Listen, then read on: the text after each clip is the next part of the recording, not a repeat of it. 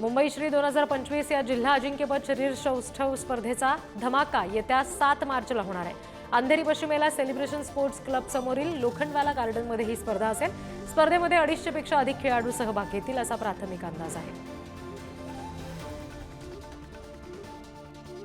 Pakistan cricket मंडळासाठी champions trophy आर्थिक संकट वाढवणारी ठरली आहे। पाकिस्तानी संघाची लाजिरवाणी कामगिरी तसंच पावसामुळे 3 सामने रद्द झाले, त्यामुळे पीसीबीला फार मोठा फटका बसलाय। त्यामुळे पीसीबीने रद्द झालेल्या सामन्यांच्या तिकिटांचे पैसे फॅन्सना परत करण्याचा निर्णय घेतला।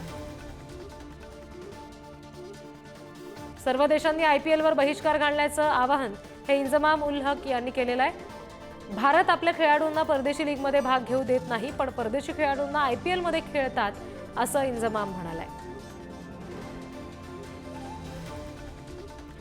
भारताच्या नावावर 13 वेळा नाणेफेक गमावल्याच्या विक्रमाची नोंद झाली। रोहित शर्माच्या नेतृत्वातील टीम इंडियानं 2023च्या एकदिवसीय विश्वचषक फायनलपासून सलग 13व्या एकदिवसीय सामन्यामध्ये टॉस गमावलाय।